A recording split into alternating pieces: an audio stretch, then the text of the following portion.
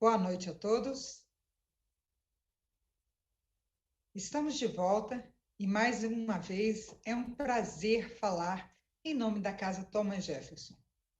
O Future Ed é uma iniciativa da Embaixada dos Estados Unidos por meio do Escritório de Espaços Americanos, The American Spaces Office, em conjunto com os Centros Binacionais no Brasil.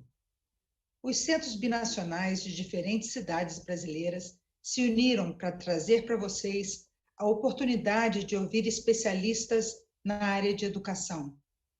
Falamos sobre educação maker, sobre letramento digital e também sobre o ensino da língua inglesa em seus diversos formatos. Hoje, estamos nos encontrando para um último momento com a professora Maria Tereza Aranda, para falar sobre o que move nossas escolhas na educação bilíngue. Maria Tereza é graduada em Letras, com mestrado em Teaching English as a Second Language pela School for International Training em Vermont, nos Estados Unidos. É professora na pós-graduação em bilinguismo e educação bilíngue do Instituto Singularidades em São Paulo e assessora na elaboração do currículo bilíngue da Beacon School, atuando na formação de professores, desenvolvimento de currículo e avaliação formativa. Com vocês, mais uma vez, é um prazer estar aqui com Maria Tereza Aranda. Muito obrigada, Lueli. Mais uma vez agradeço a Thomas, agradeço a todos que nos estão assistindo. Um prazer enorme, uma alegria. Então, vamos lá para o terceiro encontro. Neste terceiro encontro, eu quero abordar questões relacionadas à avaliação, um aspecto muito complexo da nossa prática e, dentro da educação bilíngue, sempre uma discussão muito necessária. Eu vou aqui compartilhar a minha tela para nós iniciarmos. Vamos lá. Você vê a tela? Já aparece? Sim, tá ótimo. Então, vamos lá. Como quem já me assistiu antes sabe que eu gosto de começar com imagens. Não direi nada sobre essa, deixarei que vocês pensem um pouco. E seguimos.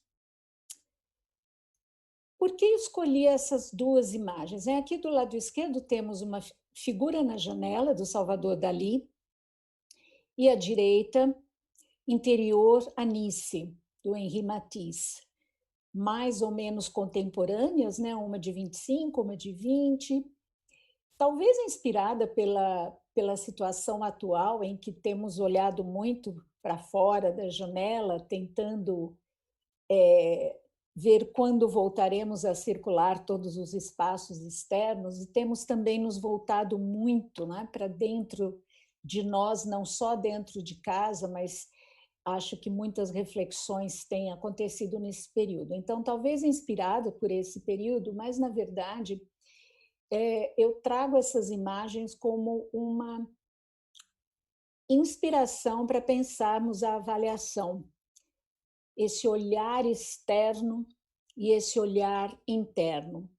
Interno para mim, professora, o que eu entendo por avaliação, que concepções eu tenho, o olhar do aluno para si, para como ele aprende, né?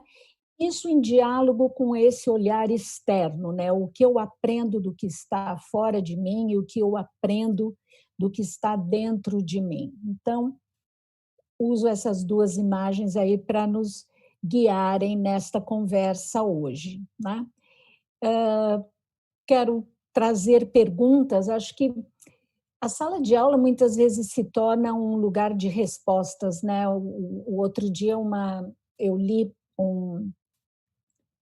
um tipo de um meme de alguém perguntando para uma menina, então a escola é o lugar onde você aprende o que está certo e o que está errado? E a criança responde, não, só o certo.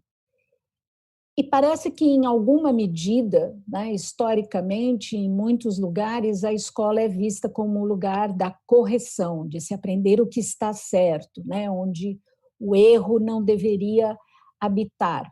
Enfim, quero trazer várias perguntas, então, para vocês hoje, né? Pensar a avaliação sob um ponto de vista questionador, né? Como é que nós avaliamos, quais são as nossas concepções de avaliação. Vamos falar de avaliação para aprendizagem e na aprendizagem, né? Assessment for Learning and as Learning. Pensarmos um pouco no papel dos professores, né, dos docentes, dos alunos e qual é a relação entre eles nesse poder decisório, né? Quem detém o poder de quem avalia, como se avalia, o papel do feedback, que é tão importante também na nossa prática, o lugar da autoavaliação. São alguns dos tópicos que eu selecionei para abordar hoje. A avaliação é um tema extremamente complexo e acredito que quanto mais nós nos envolvemos com o ensino, com a aprendizagem, mais teremos que nos envolver com a avaliação e discuti-la profundamente nas nossas instituições. As avaliações, ou as práticas avaliativas, né, elas são historicamente construídas, elas carregam um sistema de valores e, ao longo dos anos, em diferentes contextos, elas podem significar coisas diferentes, né? Nós sabemos do impacto tanto positivo como negativo, né, que uma avaliação pode ter na vida de uma pessoa, na vida escolar, mas às vezes não só, né? Quantas pessoas se sentem intimidadas até por um resultado de uma avaliação ou pela maneira como uma avaliação é feita ou como um resultado é informado, e isso pode ter impactos muito deletérios na vida escolar de aluno, né? Então, o que eu coloquei aqui brevemente nessas caixinhas aqui, que tem umas flechas que mostram um movimento, é que temos que olhar para as concepções institucionais sobre língua, sobre proficiência, sobre ensino e aprendizagem. E por quê?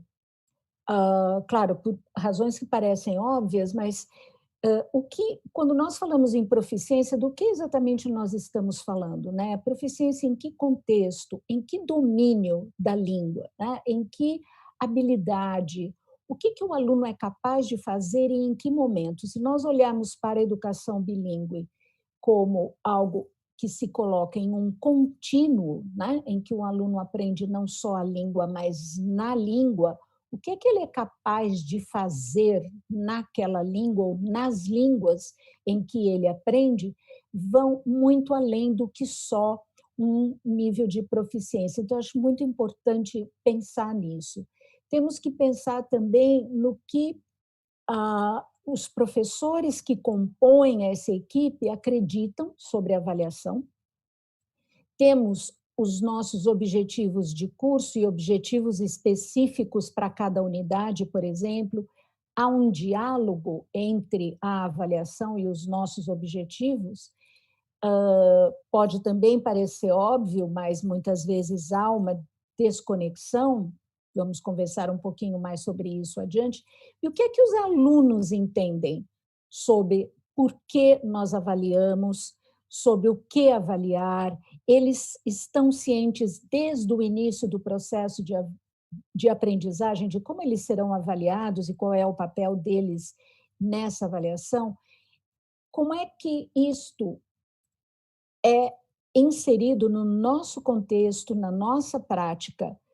Ou seja, a avaliação vai também depender do nosso projeto político-pedagógico, de como nós olhamos para esse currículo, como nós olhamos para esse aluno e como todos os sujeitos envolvidos nesse currículo e nesse ensino olham para essa avaliação, né? Acredito que cada vez mais temos, como eu já disse antes, que aprofundar essas discussões e fazer muitas trocas dentro da instituição em momentos de formação, né? Porque, afinal, o aluno é um só, né? Então, como é que essa equipe olha para essa avaliação?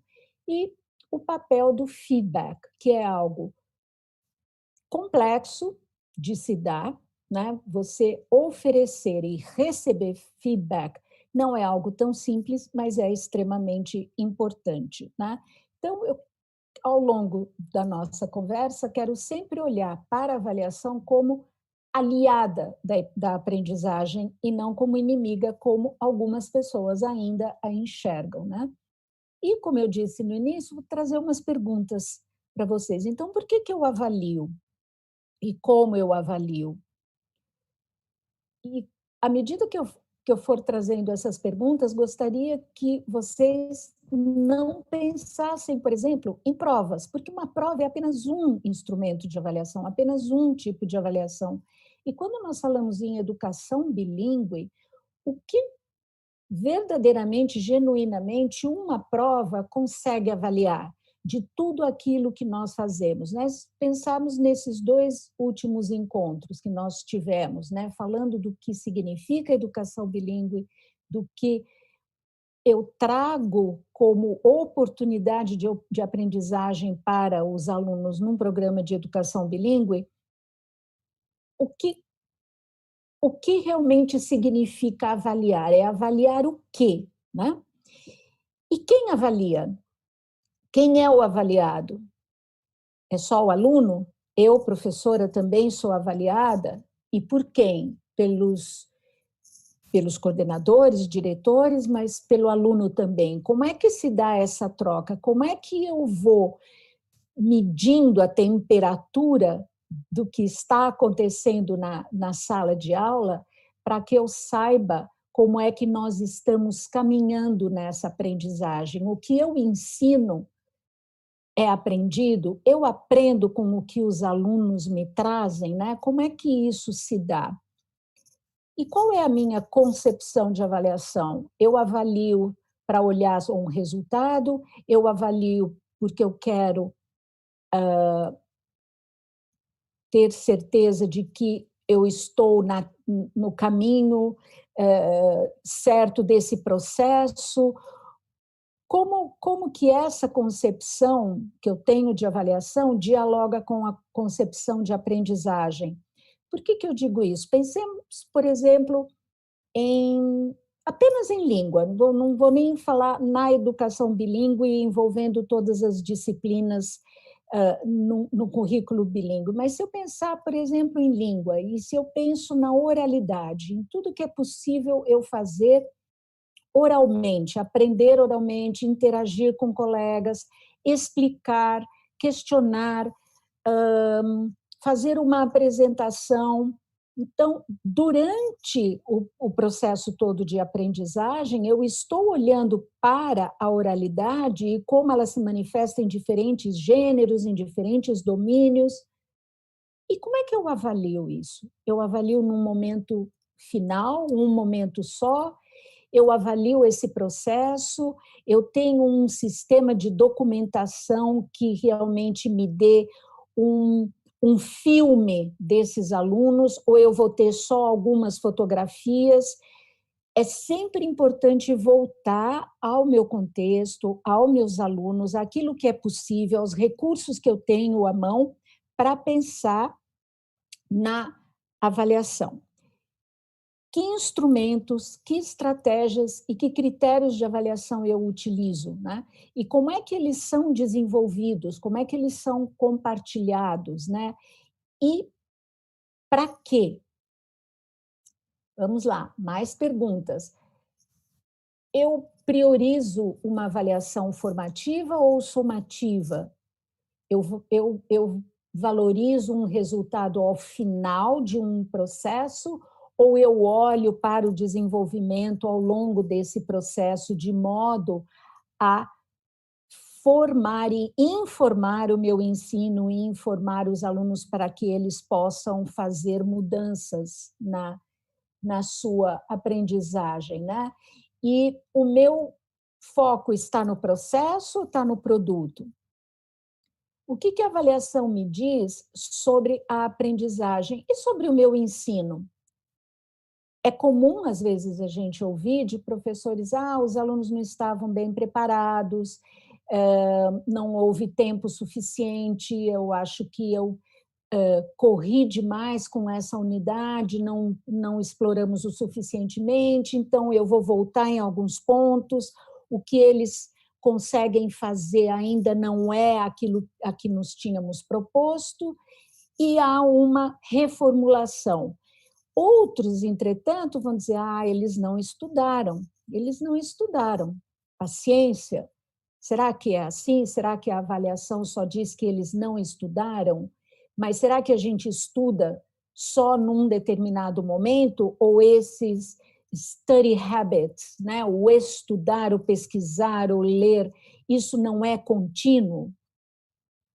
Nas minhas avaliações, que tipo de questões eu coloco? E eu não estou falando, novamente, de avaliações aqui só em provas. Pode ser ao final de uma aula, 15 minutos, o que é que ficou da aula de hoje? Sabe aqueles exit slips que a gente fala? O que você aprendeu, o que está ainda com dúvida, o que você gostaria de rever?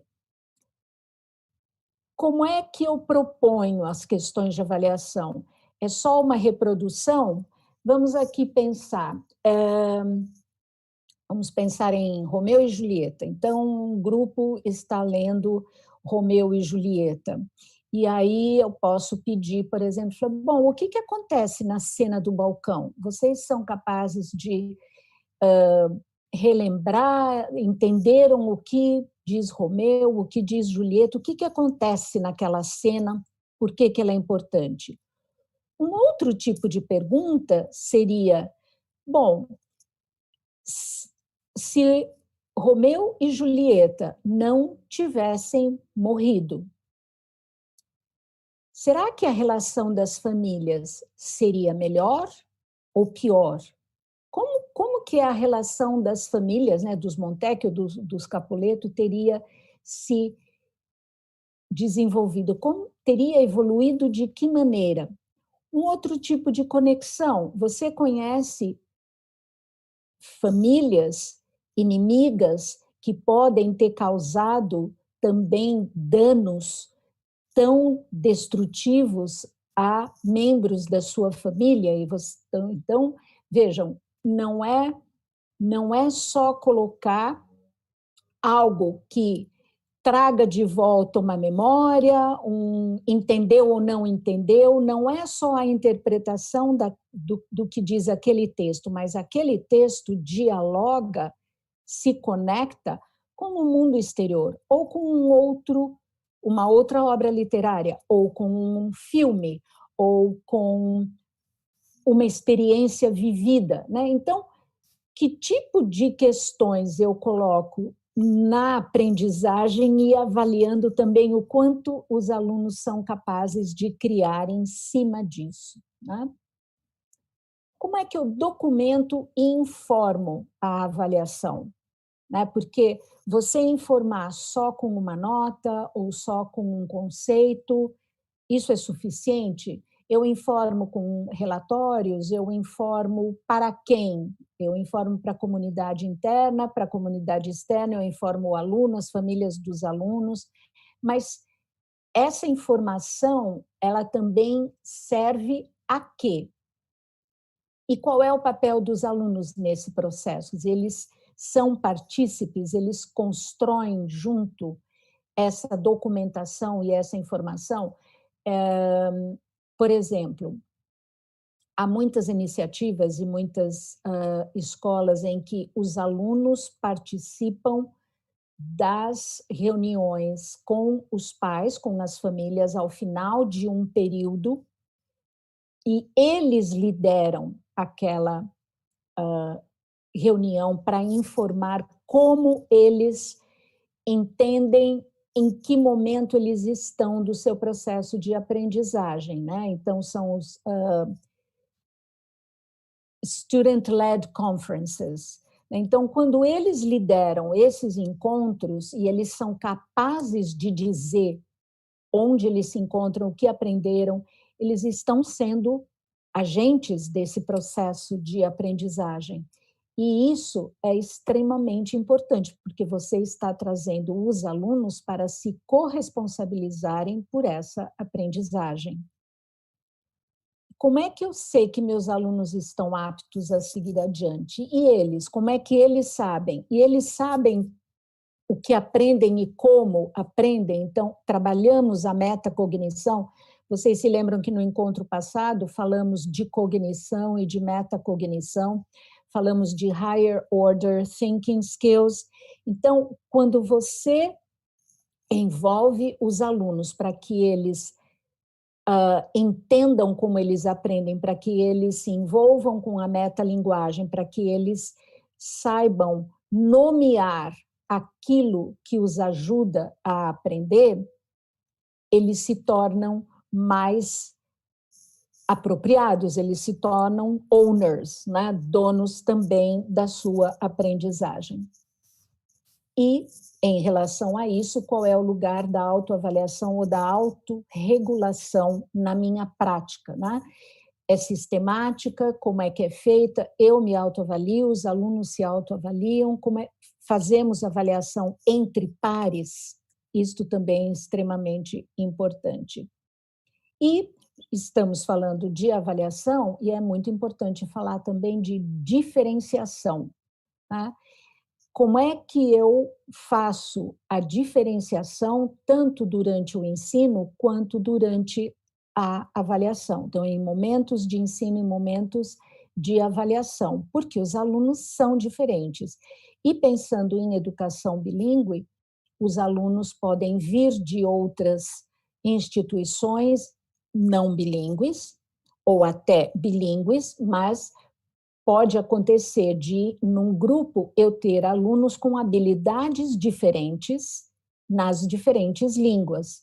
Como é que eu acolho essa diferença e que tipo de avaliação será mais justa para esse aluno, né? Em que momento ele está sendo avaliado com o que ele tinha ou fazia ou entendia num determinado momento e agora. Então, ele em relação a ele mesmo. E como é que eu o avalio também em relação a um grupo e para que ele gradualmente também atinja outros patamares aí de aprendizagem junto com os seus pares, né? Trouxe apenas uma citação aqui que está no livro da Carol Tomlinson,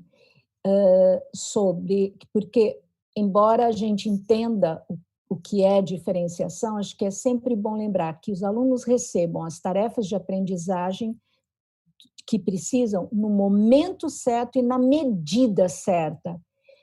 Não é uma tarefa fácil, não é uma tarefa simples, né? Então, o que é esse momento certo e o que é essa medida certa? Para não subestimá-los, mas não também superestimar a ponto de que eles se sintam frustrados. Então, como é que vamos dosando essas tarefas de aprendizagem para os diferentes alunos que nós temos?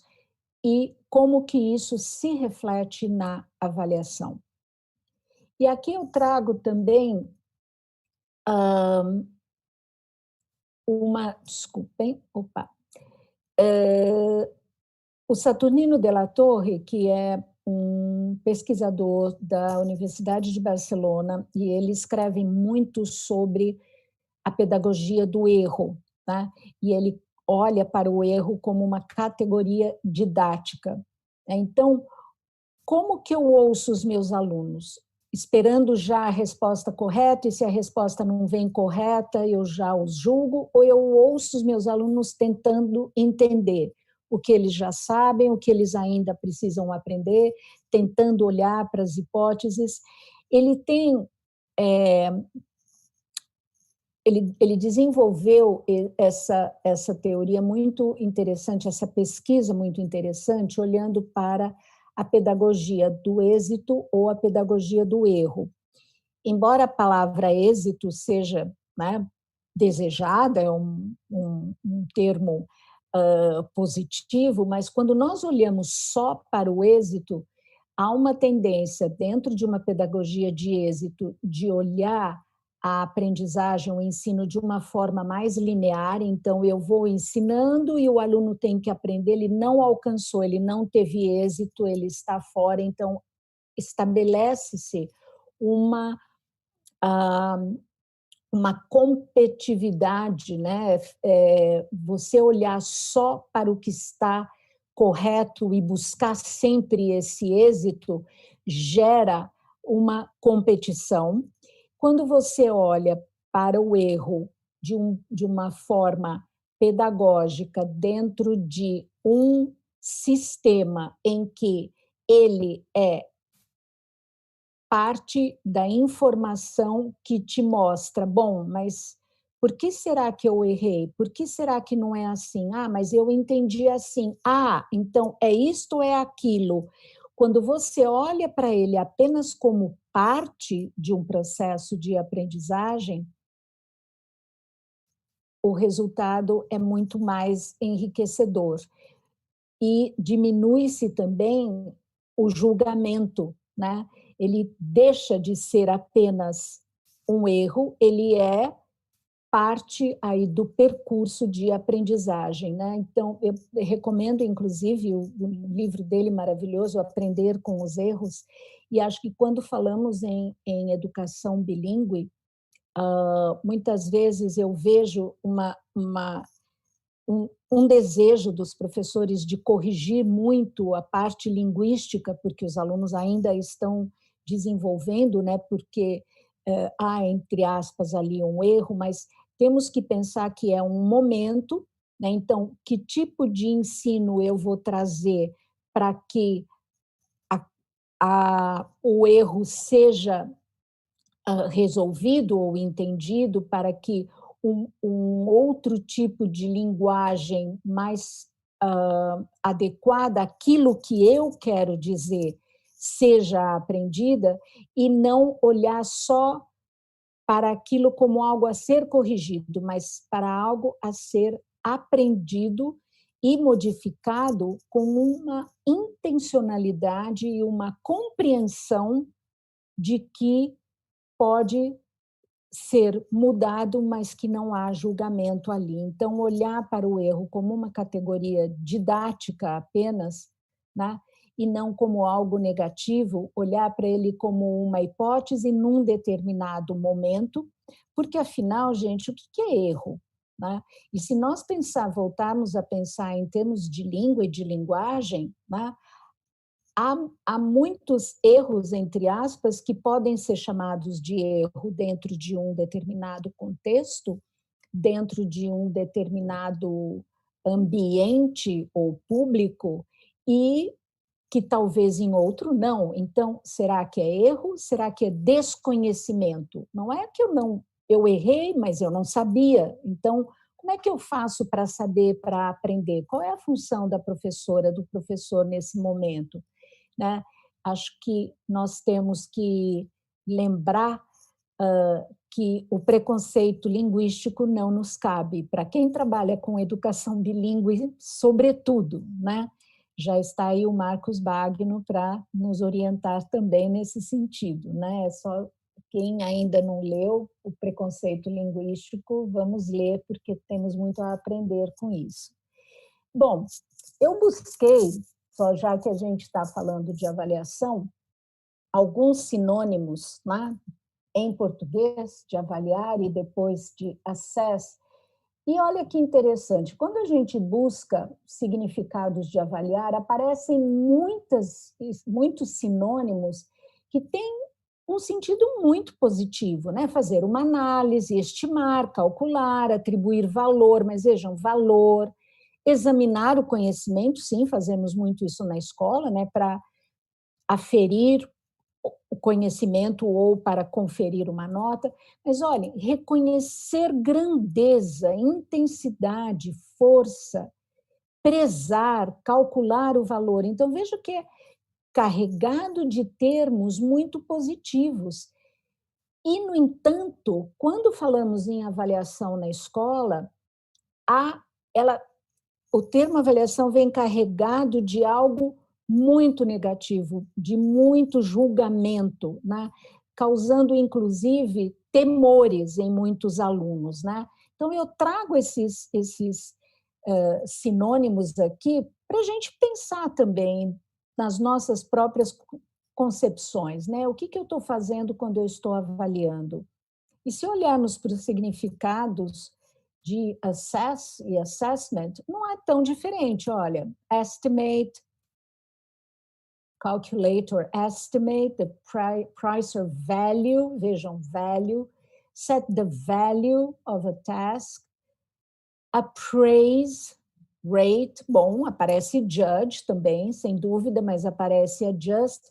Mas algo que é bem interessante é olhar para a origem da palavra assess, ou assessment, que vem do latim assidere, que é sit by, sentar ao lado, né, e assise, que é da mesma família de assessoria, assessorar. Então, talvez pudéssemos olhar para a avaliação e para os nossos alunos como um momento de assessoria.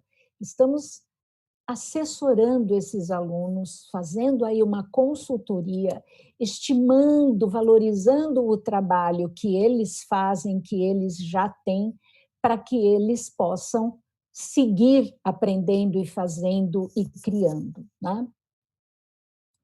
E, nesse sentido, algo que eu já mencionei antes, mas acho que é extremamente importante para a instituição, para qualquer uma, bilíngue ou não, discutir profundamente com a sua equipe a concepção de avaliação. Então, há consenso?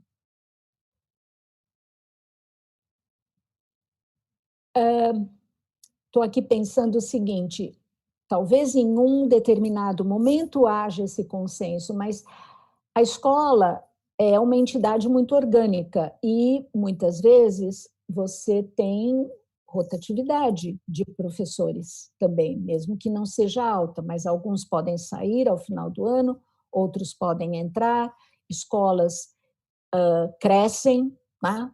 Ampliam o seu corpo docente. Como é que nós vamos trazendo esses novos integrantes da equipe para compartilhar as nossas concepções de língua, de educação bilíngue, de avaliação? Como é que os instrumentos, as estratégias, os processos avaliativos estão sendo desenvolvidos nas diferentes áreas do conhecimento, né? É muito importante olhar para isso, né? Então, volto a enfatizar, eu já disse isso antes, da importância das instituições terem os momentos de formação, os momentos de planejamento colaborativo para que essas questões possam ser estudadas, investigadas por todos que participam deste currículo bilíngue, né? E proponho aqui também uma desconstrução e uma reconstrução de concepções e práticas, porque muitos de nós, desculpe, muitas vezes ensinamos e avaliamos da maneira como fomos ensinados ou avaliados, né? Como é que nós desconstruímos isso também e olhamos para essa avaliação de uma forma diferente e reconstruímos enquanto equipe? E como é que nós informamos as famílias também? Porque muitas vezes as famílias também foram alunos num outro sistema, num outro contexto, e muitas vezes eles não entendem. Então, quando as famílias questionam muitas vezes as formas de avaliação, ou dizer, meu filho está escrevendo errado e você não corrigiu, ou ele está com a nota boa, mas ele ainda não consegue manter uma conversa em inglês, assim, assim, bom, mas do que será que ele está falando? Do que será que nós estamos falando, né? Acho que, vejam que ensino, aprendizagem e avaliação tem sempre que andar de mãos dadas o tempo todo. E temos que educar a nossa comunidade para isso, né? Bom, eu trouxe aqui, falamos antes em processo decisório, quem é que decide, se é só o professor, o aluno, os dois juntos. Há, claro, orientações da instituição que nós temos também que acatar. Muitas vezes os professores não têm uma autonomia decisória, mas podem, claro, participar de discussões para que as mudanças também possam vir bottom-up. Mas eu trouxe aqui algo para a gente ter em mente, algo proposto pela Kate Mahoney, e é interessante aqui o PUMIN, que é fácil de lembrar, né? Que stands for Purpose, Use, Method, Instrument. Então, sempre lembrando que quando nós vamos trabalhar com a avaliação, qual é o propósito dessa avaliação? Então, ela é diagnóstica, eu quero saber, os alunos estão iniciando um novo ano letivo, passaram-se 2 meses de férias, eu não conheço bem a turma, tem alunos novos, eu posso querer fazer um diagnóstico. Ou é algo que que está sendo feito processualmente ao longo de uma unidade, ou é ao final de uma unidade, é para atribuir algum tipo de bolsa de estudos, quer dizer, são muitos os propósitos da avaliação, e o propósito vai determinar o propósito e o uso que faremos desses resultados, vão determinar o método e os instrumentos, né? Então, por exemplo, falei antes, né, de oralidade. Se um dos meus propósitos para uma avaliação é ver se os alunos conseguem escrever textos argumentativos, eu tenho que avaliar fazendo com que os alunos escrevam um texto argumentativo. Se nós estamos trabalhando leitura literária, que tipo de avaliação será? Que tipo de instrumento poderia ser usado para eu conseguir mensurar o quanto os alunos estão entendendo, que tipo de proposta é feita com aquela obra literária. Eu estou fazendo, por exemplo, uma leitura compartilhada, e qual é o meu propósito? É para que os alunos entendam elementos da narrativa, por exemplo? E como é que nós medimos isso? Que tipo de instrumento vai melhor representar, né? Ou qual tipo de instrumento terá maior validade para refletir realmente aquilo que os alunos sabem fazer, né? Então, vejam, importante sempre ter isso em mente, qual é o propósito, que uso eu vou fazer dessa avaliação, é para informar quem? A mim, sobre o meu ensino, aos alunos, sobre onde eles estão no processo de aprendizagem, que método será mais apropriado e que instrumentos são necessários. Eu vou usar rubricas? Se eu vou usar rubricas, eu compartilho com eles já logo no início do processo, para que eles saibam o que é esperado deles. Eu uso checklists para que eu possa fazer anotações. Se estamos falando de um projeto, por exemplo, qual será a avaliação? Eu vou avaliar trabalho em grupo, a participação deles nesse projeto, eles têm que apresentar um produto ao final. Como é que eu avalio o processo? Como é que eu avalio o produto ou o projeto em si, né? O que é que os alunos aprendem desse projeto? Então, vejam, são muitas as questões que nós temos que discutir, né? São muitas as reflexões. E, claro, não há uma receita.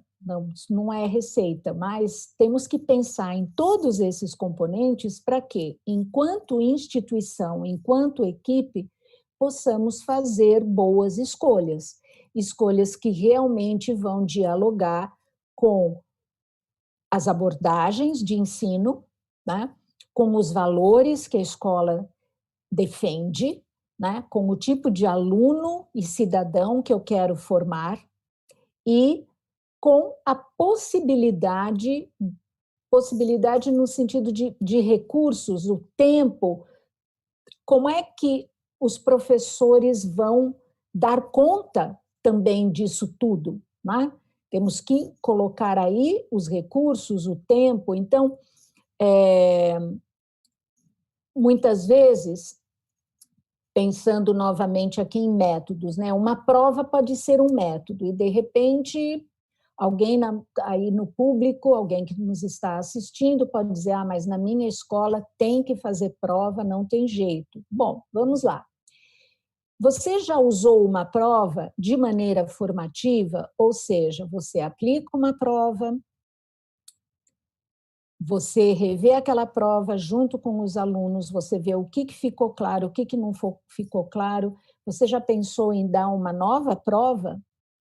E não estou falando das mesmas questões. Mas aí eles já viram as questões. Não, gente, não é isso. A questão é o que a prova me informa, o que a prova informa os alunos, o que eles aprendem a partir daquilo, que outra prova eu posso dar. Então, existem maneiras diferentes de eu usar instrumentos que aparentemente não seriam formativos, mas que eu posso usar de uma maneira formativa, dando aos alunos a chance de aprender mais. E lembrando-se também que um instrumento de avaliação, um evento de avaliação, também deve propiciar uma aprendizagem para os alunos, né? O que mais eu estou querendo olhar? Eu não estou simplesmente medindo algo que foi, entre aspas, dado.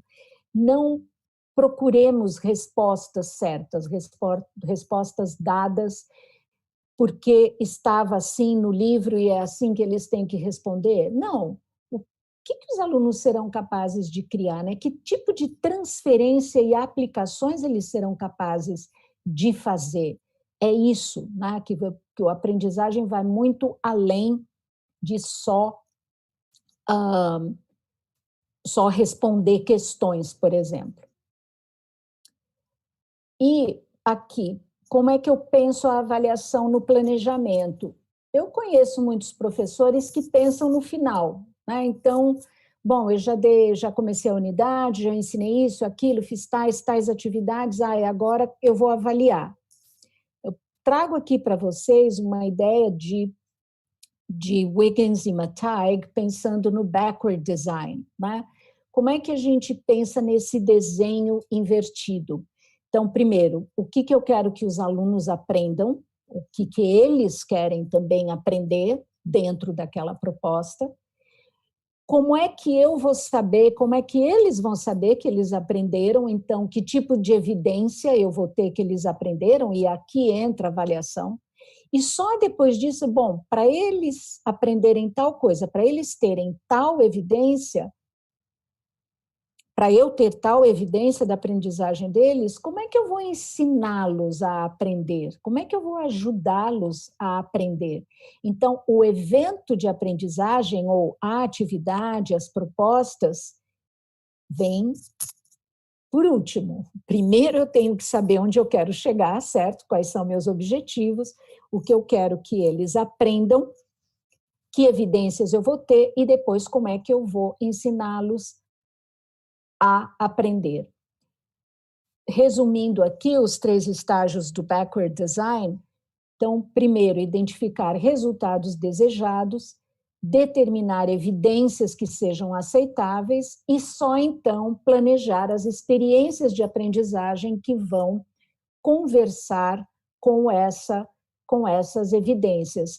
E algo muito importante é compartilhar esses planos com os alunos. Então, os alunos devem saber quais são os nossos objetivos e onde a gente quer chegar, porque eles também podem participar dessa elaboração para eles. Se eu tenho um objetivo maior, dentro daquilo, o que eles gostariam de aprender também, né? Então, em muitos momentos, eles têm escolhas também.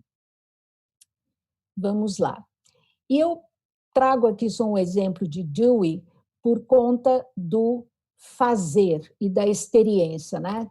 Toda aprendizagem genuína deriva da experiência. Então, dê aos alunos algo para eles fazerem, não simplesmente para aprender, aprender num sentido assim escolar, porque a natureza do fazer demandará pensamento e a aprendizagem é uma resultante desse processo. Vocês se lembram que no encontro passado eu mostrei essa imagem para vocês, né? Então, os alunos desenvolvem conhecimento, desenvolvem habilidades, aí eles constroem significados, transferem essa aprendizagem para novas situações e continuam aprendendo.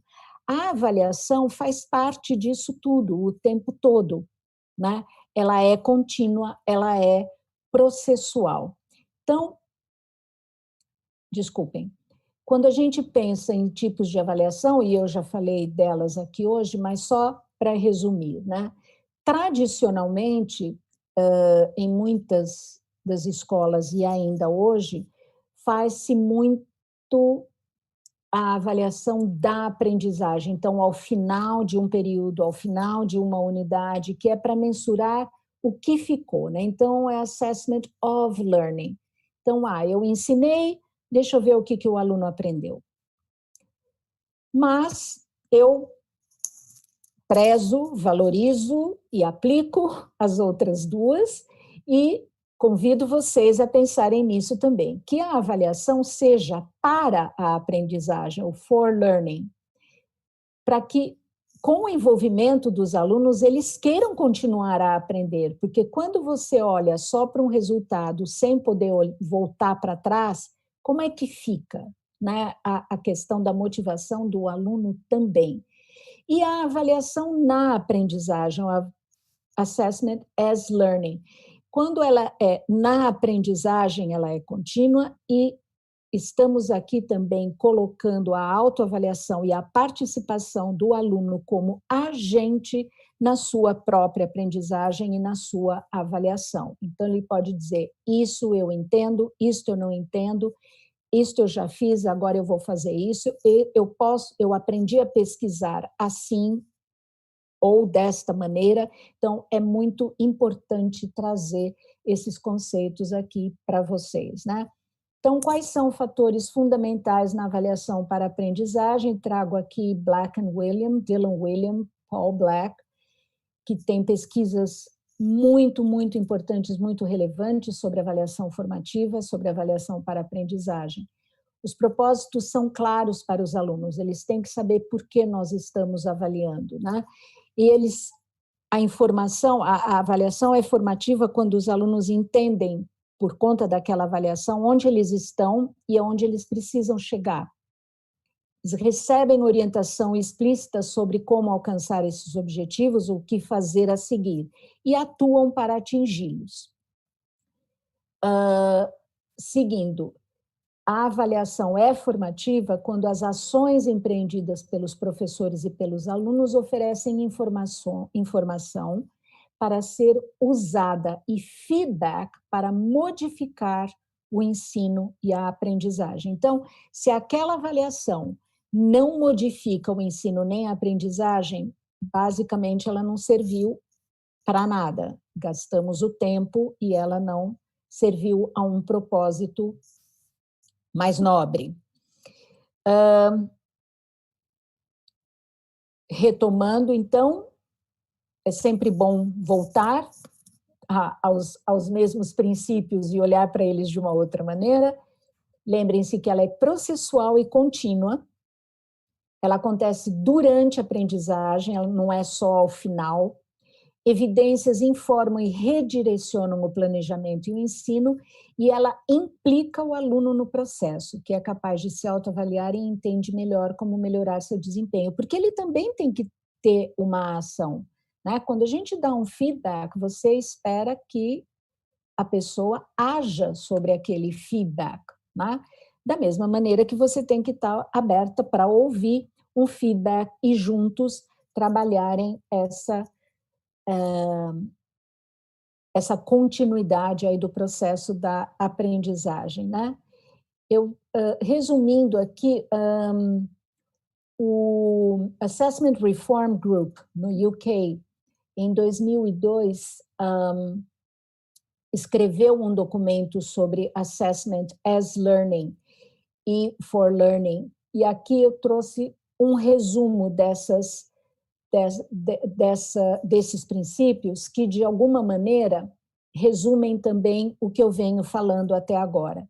Então, compartilhar as expectativas da aprendizagem com os alunos no início do processo e não ao final, envolver os alunos para que eles saibam como evoluir, declarar esses critérios de sucesso de forma que os alunos entendam o que a tarefa demanda e o que a produção deve conter. Então, entender as propostas é muito importante e, periodicamente, lembrá-los disso, prover feedback eficaz que dê indicações claras sobre a tarefa da aprendizagem, conscientes do impacto que ele terá sobre a autoestima e motivação dos nossos alunos.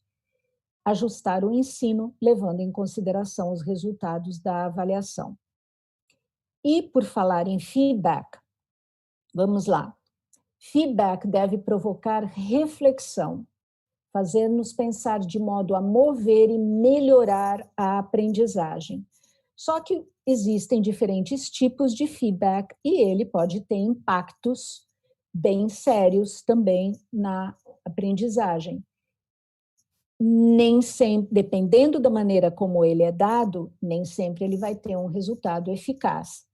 Embora as pesquisas mostrem que comentários, feedback para a tarefa, para o processo, tem muito mais impacto positivo na aprendizagem dos alunos do que, por exemplo, uma nota. Então, vamos lá. O tipo de feedback, o modo como ele é estruturado, o momento em que é informado podem ter impacto positivo ou negativo na aprendizagem. Para ser eficaz, feedback deve apontar para a próxima ação, ao invés de enfatizar apenas erros ou acertos, né? John Hattie e Helen Temperley trazem essas 3 perguntas, que depois também foram muito usadas por William e Black. Então, quais são os meus objetivos? Para onde eu vou? Então, lembrando, fazendo uma conexão com o backward design, né? Para onde eu vou? Onde eu quero chegar? Como eu estou indo? Então, que progresso está sendo feito? Nesse momento, eu fiz isso, então eu vou olhar para trás. Mas quais são os próximos passos? Que ações precisam ser tomadas para seguir progredindo? Então, o meu feedback, na verdade, precisa feed forward. Então, como é que eu avanço? Eles falam em 4 dimensões de feedback. A dimensão da tarefa, o quão bem são entendidas e realizadas as tarefas de aprendizagem. Então, tarefa aqui no sentido de task, né, de uma proposta de aprendizagem ou até um projeto. Está claro para os alunos e se eles entenderam essa proposta, como é que elas foram realizadas. E existe a dimensão do processo.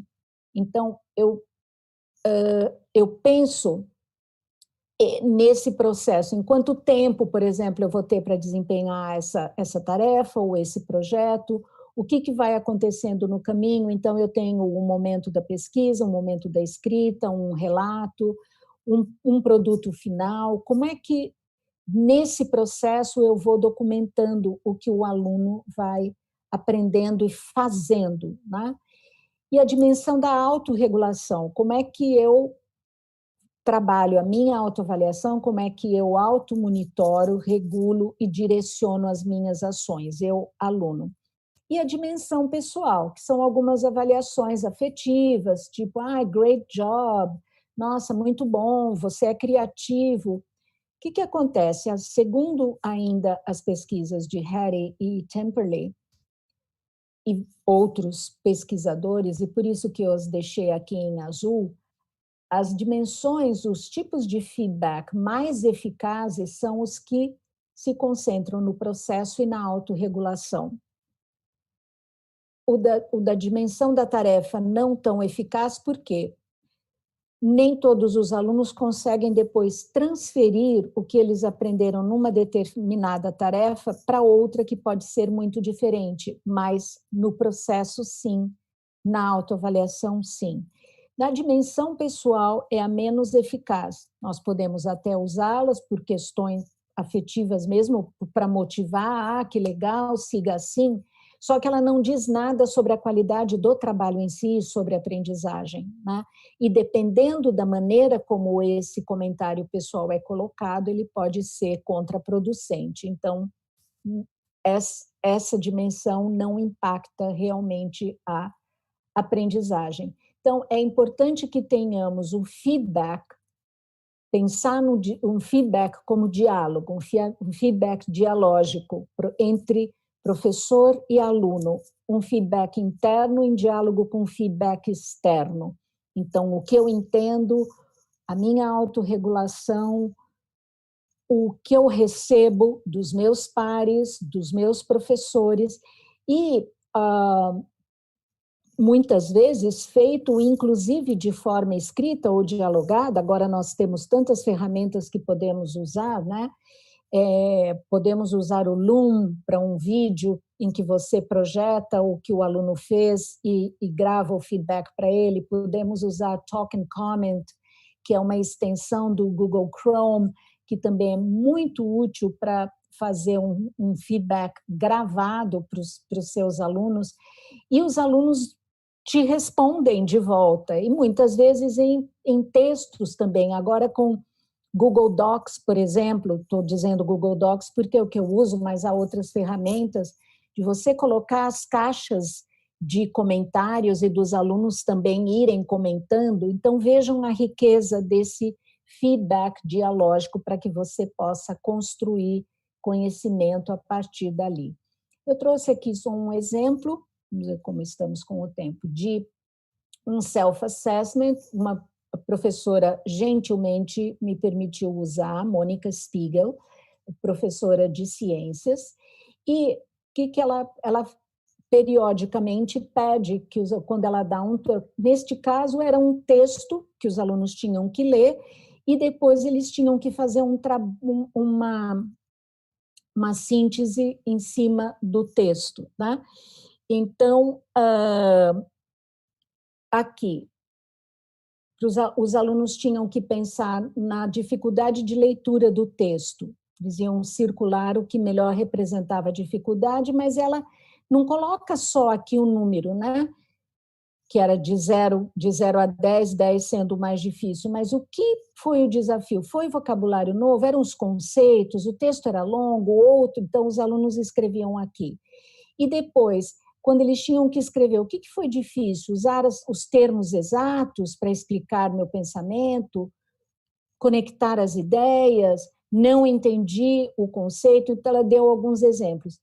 Isto ela fazia periodicamente, e eu digo fazia porque eu trabalhei com ela até um ano atrás, mas sei que ela segue fazendo, mas este especificamente eu acompanhei.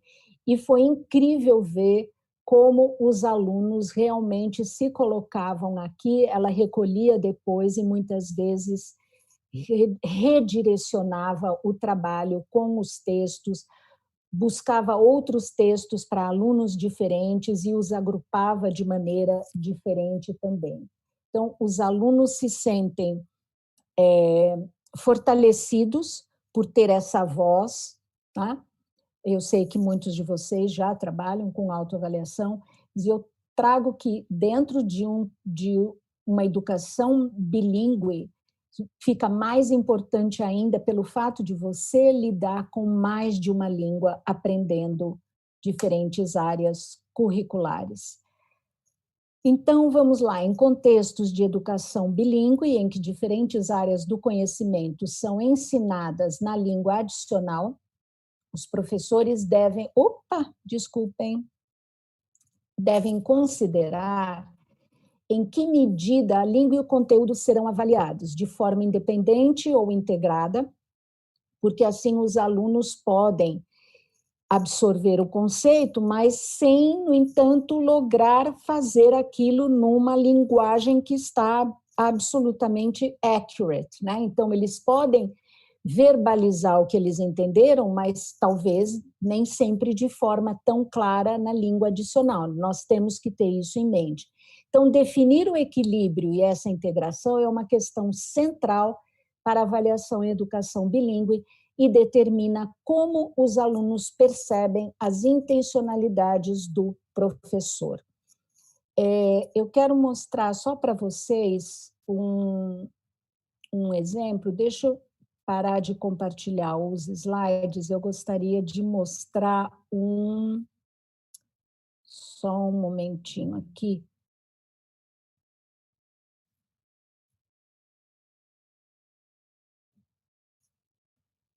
Olha, do que eu estou falando quando eu falo do equilíbrio entre aspectos relacionados a conteúdo e língua num currículo interdisciplinar. Então, vocês vejam aqui.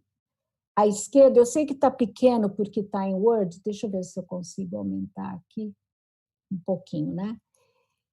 Língua e linguagem, e aqui embaixo, conteúdo. Vocês têm qual aspecto está sendo ensinado, e isso vale para a avaliação também. Então, olhemos aqui em azul, matemática. Então, em matemática, qual é meu objetivo linguístico? Ler e interpretar gráficos, isso é linguagem. E que estruturas linguísticas eu vou usar? Eu vou usar formas verbais no presente, voz ativa ou passiva. Qual o objetivo da unidade em termos de conteúdo ou conceito? Criar gráficos comparativos do crescimento populacional de uma região. Qual é o conceito-chave? A densidade populacional. Então, vejam, na disciplina de matemática, para entender a densidade populacional e depois criar gráficos comparativos, existe uma determinada linguagem específica para isso. Se nós olharmos aqui para ciências, como que os animais e plantas se adaptam a vários ecossistemas, eu vou escrever: o gênero é um relatório de laboratório, o conteúdo, avaliar diferentes tipos de desastres naturais em termos do impacto da sua potencial devastação. Não vou entrar em muitos mais detalhes, porque nós já estamos, né, no tempo, mas só para que vocês vejam, quando vocês têm um quadro que organize curricularmente esses aspectos, né, tanto de língua quanto de conteúdo, isso foi adaptado de Margot Gottlieb, que faz um trabalho incrível com assessment. Se isto pode servir como uma matriz para você acompanhar o ensino e depois a avaliação também. Então, são aspectos relacionados a conteúdo e língua que vão depois reverberar na avaliação. Então, voltando aos meus slides, só para concluir.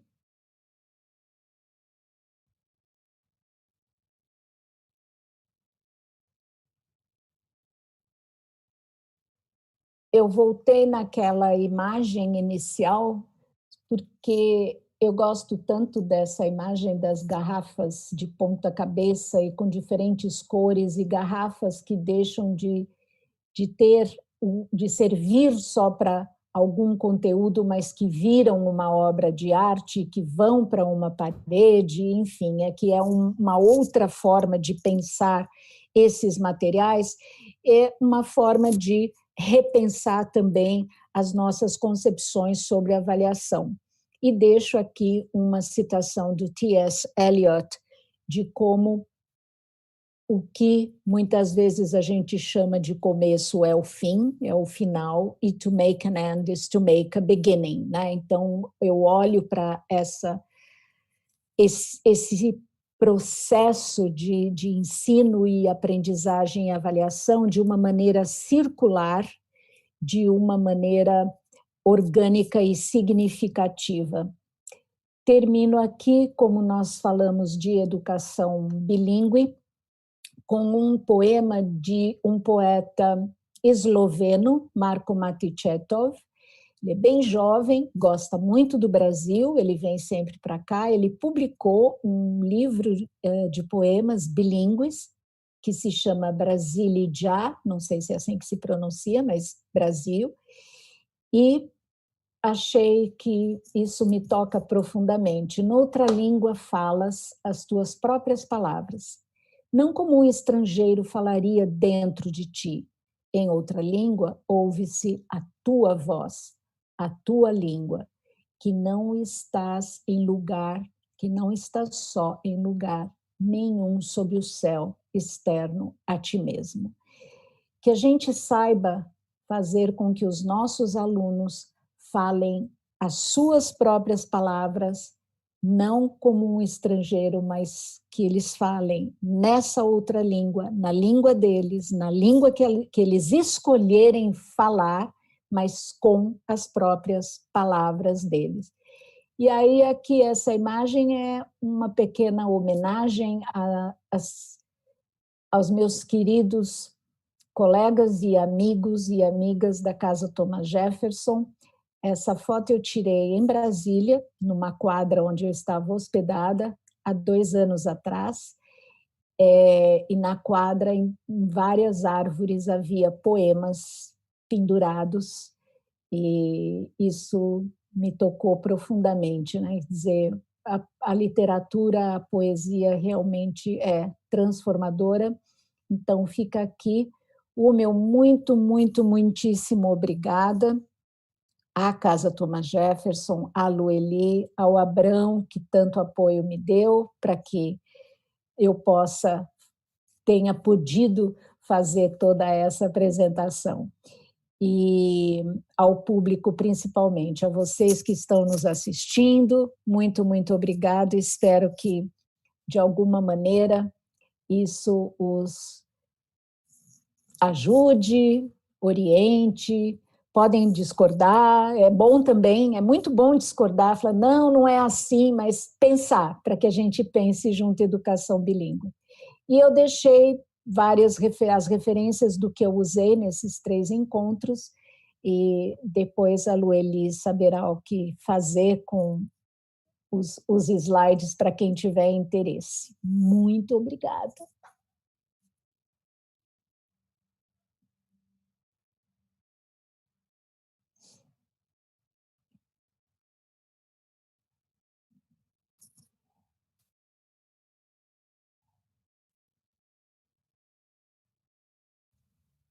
Eu estava muda aqui. Ainda bem que o Abraão fala aqui. Abraão é nosso grilo falante. Mas vamos lá. Bom, o Frank Couto perguntou, professora Maria Tereza, existem estudos em quantidade e qualidade consideráveis que demonstram o efeito prático da avaliação formativa no aprendizagem dos alunos? Sim, eu recomendo a leitura de Dylan Wiliam, o próprio John Hattie tem muita pesquisa, assim, são numerosas mesmo.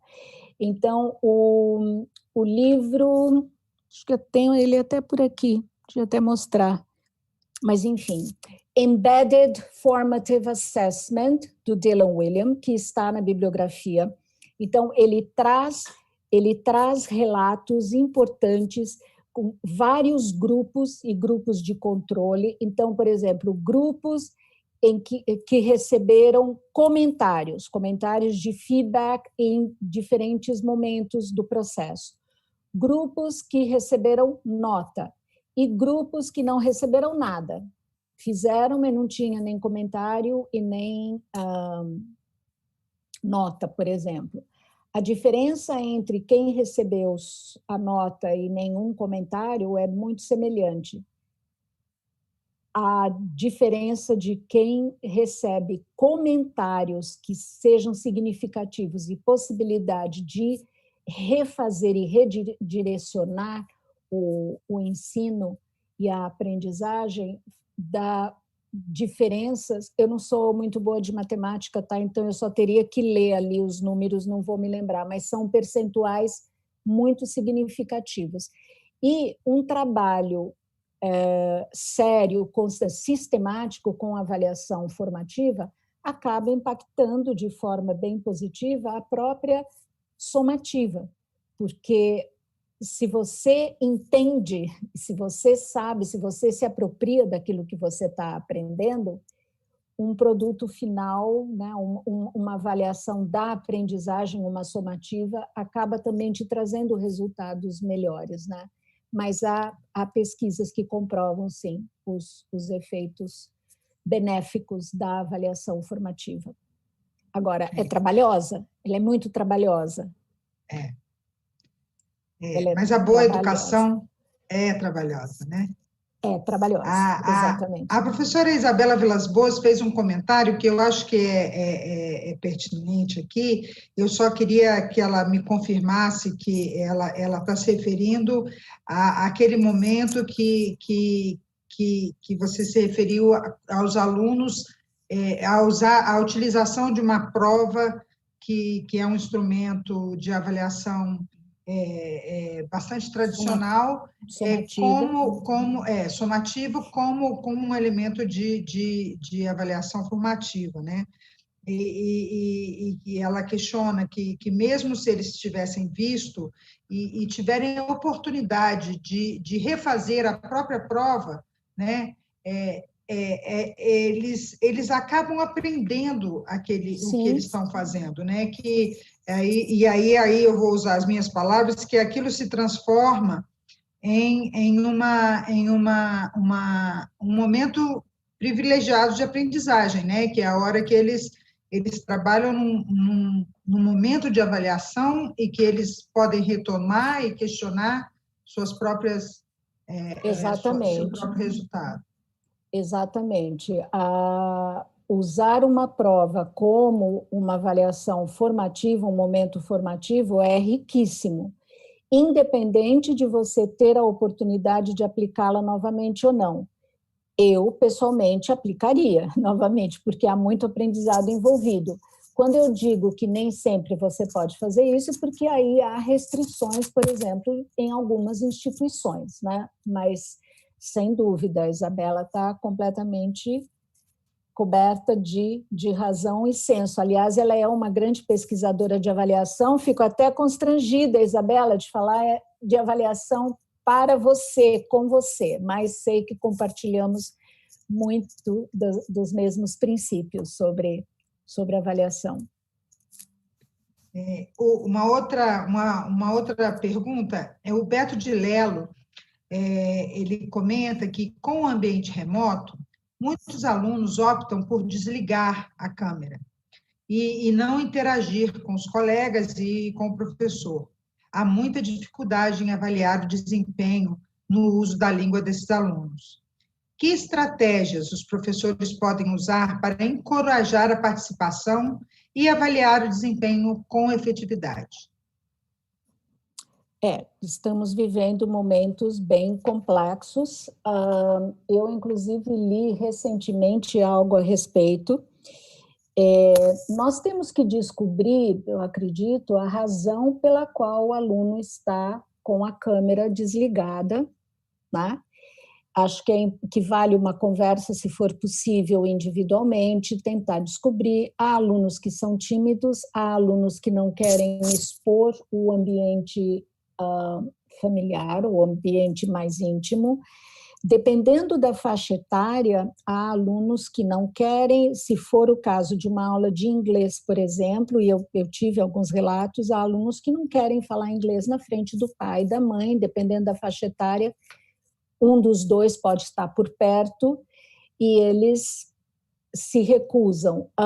Eu acho que tem que investigar, né? Acho que tem que investigar e tentar maneiras, por exemplo, até com os outros, com os próprios colegas, o que te motiva, né, a participar? Que tipo também de propostas nós estamos colocando, fazendo? Tentar trazer tarefas, né, tasks que dependam de algo mais colaborativo, em que cada um faça uma parte, em que você possa construir algo junto ao final, né? Teria que... Eu sei que é difícil, é complexo, mas há alguns alunos não conseguem, e aí tem que haver muita transparência, eu acredito, desde o início, com relação a essa avaliação. Olha, como que eu posso te ajudar, né? O que você está realmente aprendendo ou não, porque, agora, existe a possibilidade de fazer algumas gravações. Alguns alunos têm feito vídeos incríveis, e quando ele faz o vídeo, ele está só.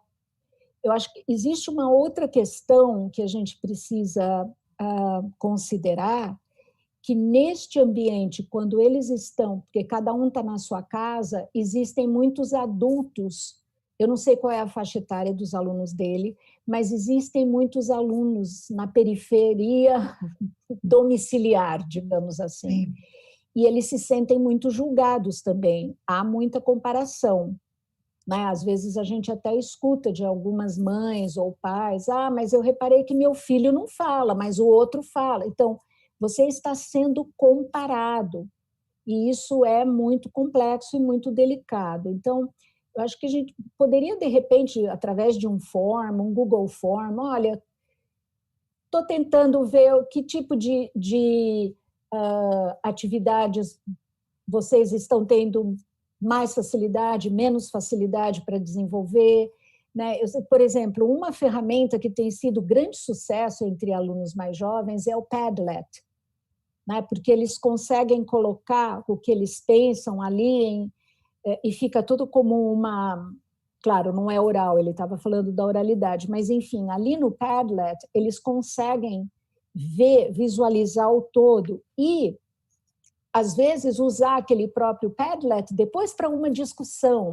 Como é que você teve essa ideia? E você, olha que legal, você participou. Eu acho que, por poucas que sejam, ou breves que sejam as participações, valorizar muito isso, trazer à tona que você percebeu. Né? Acho que notar o outro é muito importante também, mas nós vamos ter que ir descobrindo. Né? Isso também é novo para nós e vamos ter que ir descobrindo maneiras de trazer esses alunos para o grupo e para nós. Estamos todos descobrindo muitas coisas juntos nesse momento, né, Maria Tereza? Bom, mais uma vez, eu pessoalmente agradeço a sua presença aqui conosco. A Casa Thomas Jefferson agradece profundamente esses 3 encontros deliciosos que tivemos. E eu queria convidar você e a todas as pessoas que estão assistindo. Amanhã nós continuamos com a série Future Ed. A Mariléia de Almeida vai falar sobre feminismos negros do Brasil e dos Estados Unidos, amanhã às 16 horas. E na sexta-feira, às 18 horas, nós teremos um outro encontro com Luiz Otávio Barros, falando sobre um outro olhar sobre a inclusão em ELT. Então, nós daremos continuidade, e essa live estará à disposição de todos no YouTube, no nosso canal do YouTube, e mais uma vez eu agradeço a sua presença, agradeço a presença de todos, e vamos dar continuidade a esse trabalho que está tão gostoso, tão bonito, e falar sobre educação no Brasil, falar sobre o ensino e continuar aqui. Obrigada, Lueli. Eu quero, além de agradecer, eu quero parabenizar a Thomas, todos vocês pelo trabalho incrível. Eu tenho assistido outras lives, outros encontros. Quero assistir, amanhã não posso, nesse horário, às 16, eu tenho outro compromisso. Quero assistir Luiz Otávio, meu querido colega e amigo, brilhante, excelente no que faz, temos muito a aprender com ele. Então, parabéns, foi uma oportunidade incrível, estou muito grata e vamos fazer o que pudermos para trabalhar pela educação no nosso país. É isso.